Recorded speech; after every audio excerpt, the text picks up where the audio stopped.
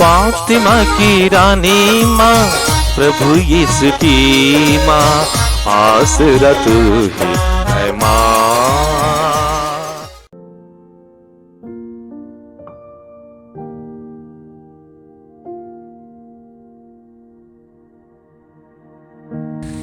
पहला पाठ नबी यिर्मयाह का ग्रंथ, अध्याय 18, पद संख्याएं 18 से 20 तक। उन्होंने कहा, आओ हम यिर्मयाह के विरुद्ध षड्यंत्र रचें। पुरोहितों से शिक्षा मिलती रहती है, बुद्धिमानों से सत्परामर्श और नबियों से भविष्यवाणी। आओ हम उस पर झूठा आरोप लगाएं, हम उसकी किसी भी बात पर ध्यान न दें। हे प्रभु, तू मेरी पुकार सुन, तू मेरे विलाप पर ध्यान दे। क्या भलाई के बदले में बुराई करना उचित है? उन्होंने तो मेरे लिए गर्त खोदा है।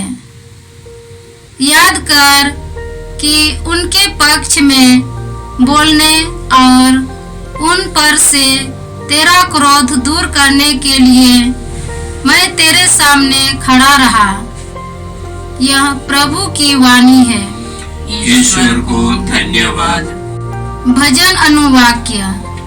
हे प्रभु, तू दया सागर है, मुझे बचाने की कृपा कर। हे प्रभु, तू दया सागर है, मुझे बचाने की कृपा कर। उन्होंने मेरे लिए जो जाल बिछाया है, तू मुझे उससे छुड़ा, क्योंकि तू ही मेरा सहारा है। मैं अपनी आत्मा को तेरे हाथों सौंप देता हूँ।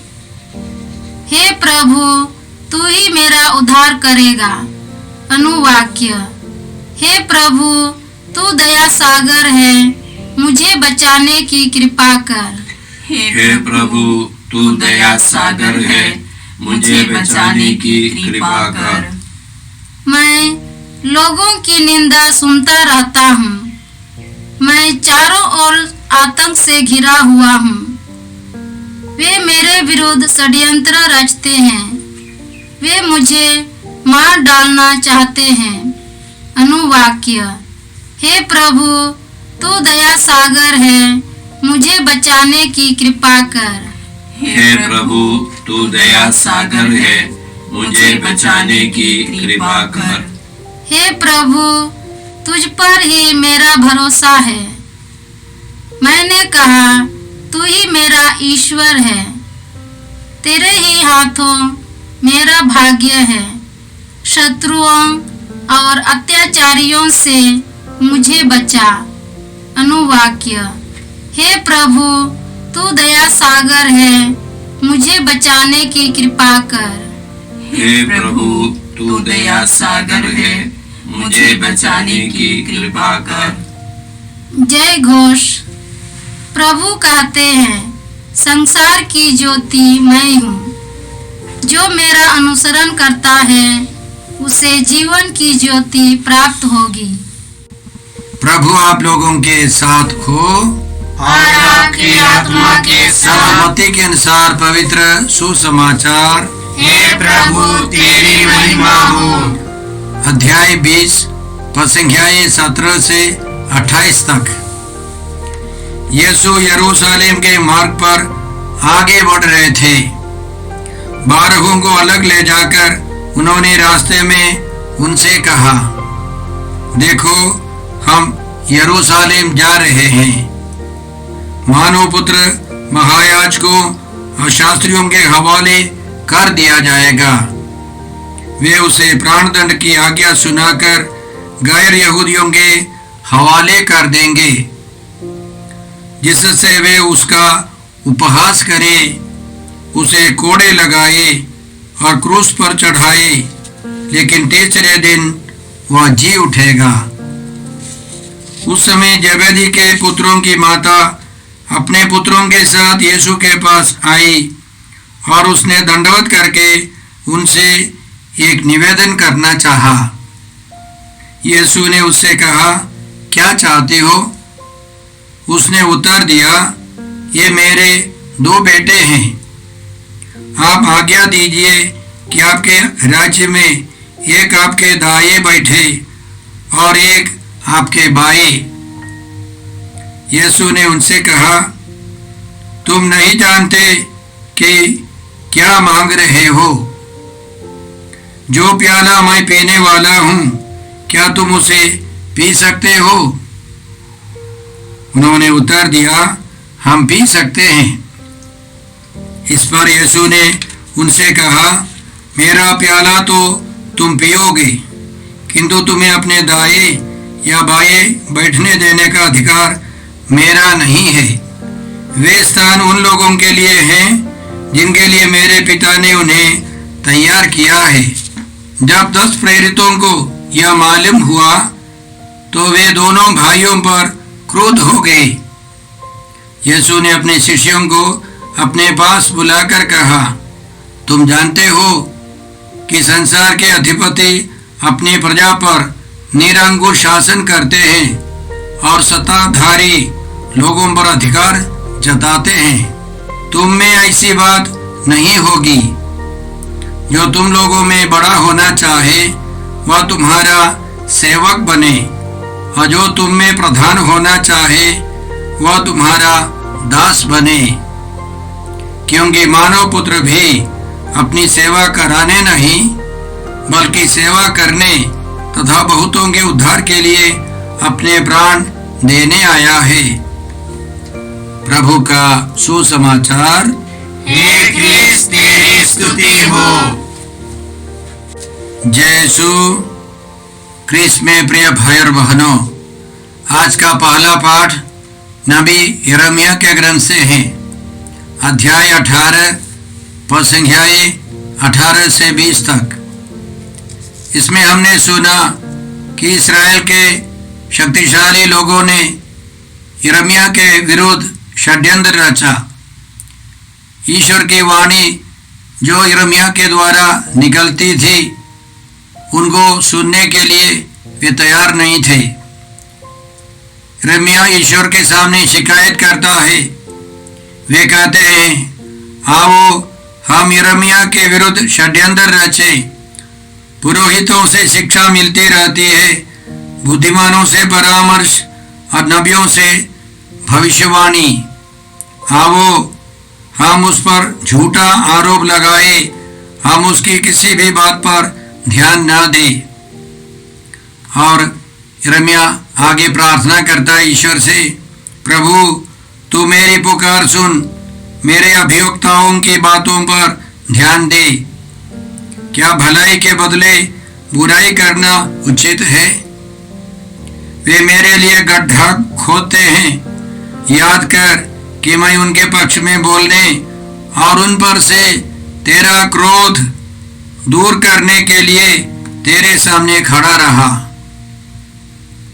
इसी तरह पुराने व्यवस्थान में हम लोग कई जगह पर पाते हैं। स्तोत्र 73 में आसाफ शिकायत करता है। दुष्टों को देखकर आसाफ नामक व्यक्ति असमंजस में पड़ा। दुष्टों को फलते फूलते देखकर मैं घमंडियों से ईर्ष्या करने लगा। उन्हें कोई कष्ट नहीं होता, उनका शरीर हृष्ट पुष्ट है। वे दूसरों की तरह परिश्रम नहीं करते और उन पर विपत्ति भी नहीं पड़ती। इसलिए वे घमंड को कंठहार की तरह पहनते और हिंसा को वस्त्र की तरह ओढ़ते हैं। उनके जटिल हृदय से अधर्म उत्पन्न होता है। उनके मन के बुरे विचार असंख्य हैं। वे अच्छे उपदेश सुनना नहीं चाहते हैं, वे भलाई करना नहीं चाहते हैं। इसी तरह दाऊद के स्तोत्र 41 में भी हम लोग दाऊद की शिकायत पढ़ते हैं। प्रभु मैं तुझे पुकारता हूँ, शीघ्र ही मेरी सहायता कर। मैं तेरी दुहाई देता हूँ, मेरी सुन। आगे उनका कहना है। आगे दाऊद कहता है मेरे हृदय को बुराई की ओर झुकने ना दे। मैं दुष्टों के साथ अधर्म ना करूं और उनके भोजों में सम्मिलित ना होऊं। धर्मी मुझ पर भले ही हाथ उठाए और भक्त मुझे डांटे, किंतु दुष्ट का सुगंधित तेल मेरा सिर अलंकृत ना करे।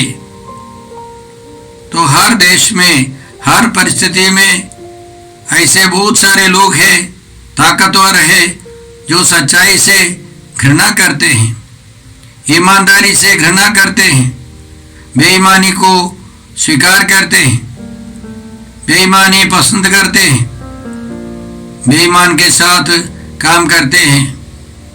आज भी बहुत सारे लोग जेलों में हैं सच्चाई और ईमानदारी के कारण।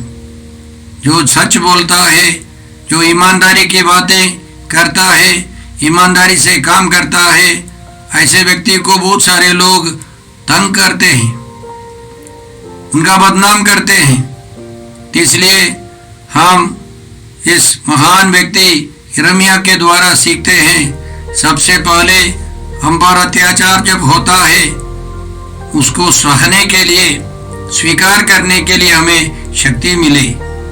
साथ साथ हम इस 40 काल में प्रभु से कृपा मांगे, ताकि हम दूसरों को कष्ट नहीं दें। कोई भी व्यक्ति ईमानदारी की बातें करता है, उसे स्वीकार करने के लिए हम तैयार रहें। आज के सुसमाचार में हमने सुना कि प्रभु यीशु अपने दुख भोग और मृत्यु पुनरुत्थान की भविष्यवाणी, तीसरी भविष्यवाणी करते हैं, लेकिन उनके शिष्य लोग ये नहीं समझते हैं, इन सबों का महत्व नहीं समझते हैं। विशेष करके यूहन्ना और याकूब और उनकी माँ ने दूसरे विषय लेकर, दुनियादारी बातें लेकर के प्रभु यीशु से प्रार्थना की, और यीशु फिर उन सबों को सुधारते हैं, उनको समझाते हैं। लेकिन आज के सुसमाचार को समझने के लिए इसके पहले के भाग और बाद के भाग को पढ़ना है, समझना है। अध्याय 19 में संत पेतरुस ने यीशु से कहा था, देखिए हम लोग अपना सब कुछ छोड़कर आपके अनुयायी बन गए हैं, तो हमें क्या मिलेगा? इस दुनियादारी की बहुत कुछ सुविधाएं वे चाहते हैं, क्या फायदा होगा, हमें क्या मिलेगा इस दुनिया की चीजें। और यीशु ने समझ लिया कि वे स्वार्थी हैं। अभी तक उन्होंने समझाया, मानव पुत्र जब पुनरुत्थान में अपनी महिमा में सिंहासन पर विराजमान होगा, तब तुम लोग भी 12 सिंहासनों पर बैठकर इस्राएल के 12 वंशों का न्याय करोगे। आगे उनका कहना है, जिसने मेरे लिए घर, भाई बहनों, माता पिता, पत्नी, बाल बच्चों अथवा खेतों को छोड़ दिया हो, वो 100 गुना पाएगा और अनंत जीवन का अधिकारी बनेगा। यीशु उनको समझा रहे हैं कि इस दुनिया के कुछ संपत्ति पाने के लिए नहीं, हमें सब कुछ त्याग देना है प्रभु के लिए।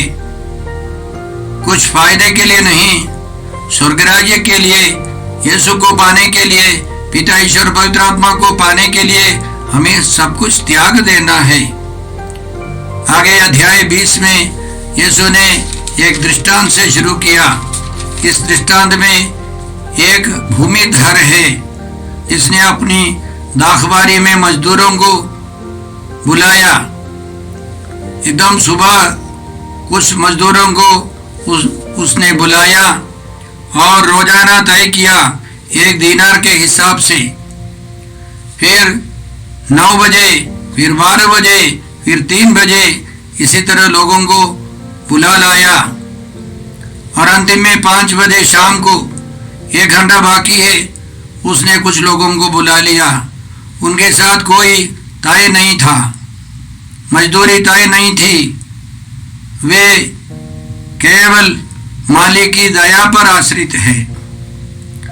लेकिन उस भूमिधर ने सबों को बराबर मजदूरी दी। कहने का मतलब जो यीशु के शिष्य हैं, जो ईश्वर के राज्य के लिए प्रयास करते हैं, वे ईश्वर की करुणा पर, दया पर पूरी तरह निर्भर रहे। तब यीशु ने अपने बारे में समझाया।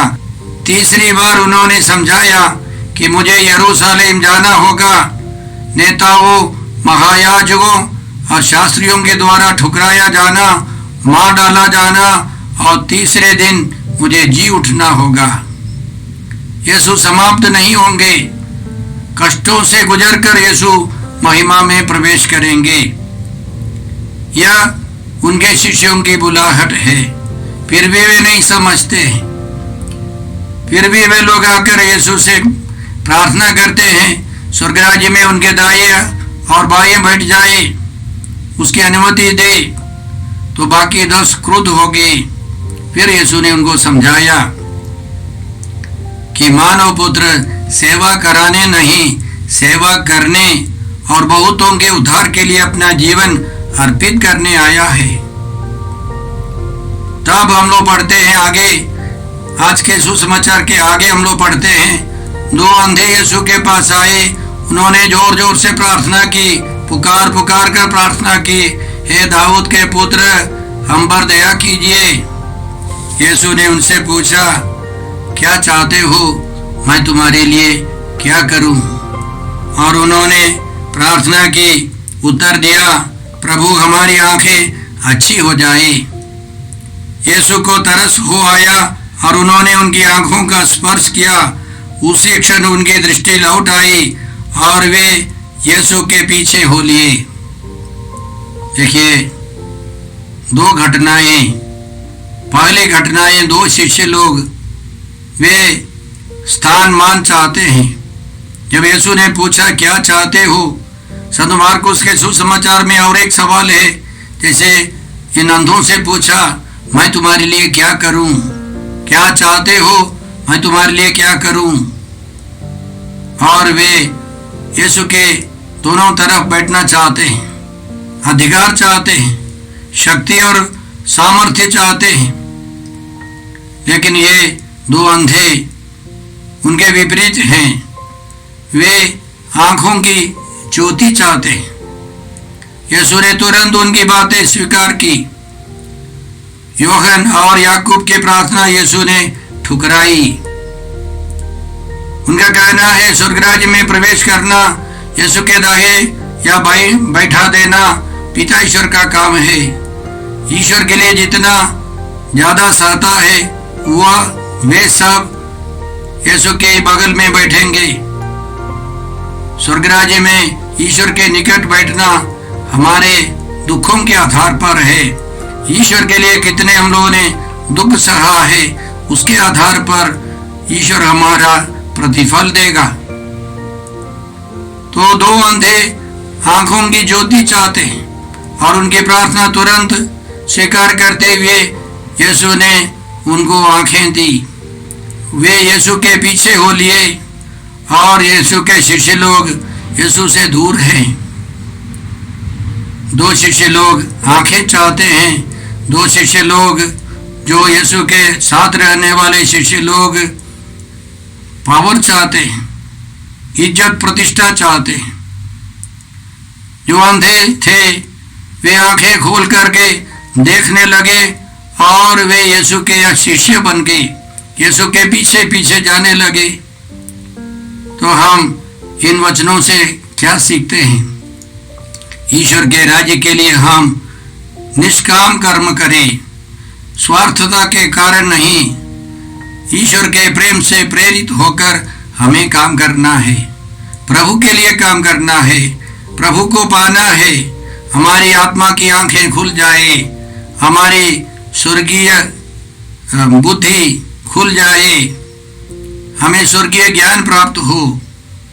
इस 40 काल में हम लोग विशेष रूप से प्रार्थना करते हैं कि हम यीशु को ठीक से पहुंचाने।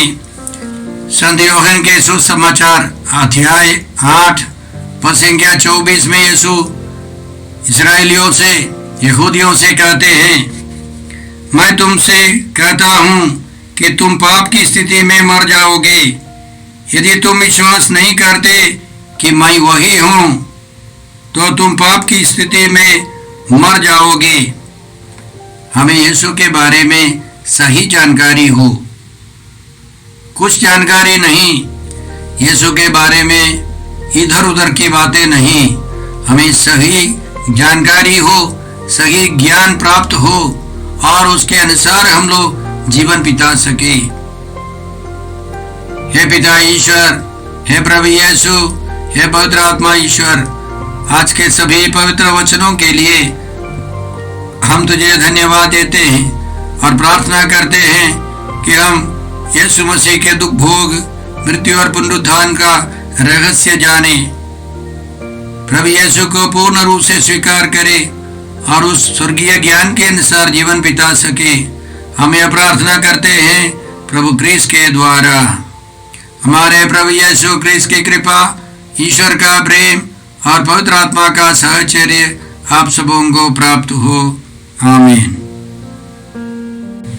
यीशु क्रिस्त में प्रिय भाई और बहनों, प्रभु यीशु ने हमें आदेश दिया है संसार के कोने कोने में जाकर सारी सृष्टि को सुसमाचार सुनाओ।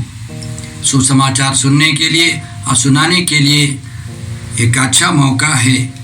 आप कृपया इस चैनल का सब्सक्राइब करें, लाइक करें, शेयर करें, बेल आइकन दबाएं ताकि यहाँ की नई वीडियोस की सूचना आपको मिलती रहेगी। साथ साथ आप दूसरों को भी प्रेरणा दें इसका सब्सक्राइब करने के लिए। याद रखें, कल के मिसा के दैनिक पाठ और उस पर टिप्पणियाँ आज ही दोपहर के बाद हम लोग अपलोड करते हैं। कृपया आज ही उसको सुनकर कल की तैयारी करें। प्रभु यीशु आपको और आपके परिवार को 100 गुनी आशीष देंगे। जय यीशु।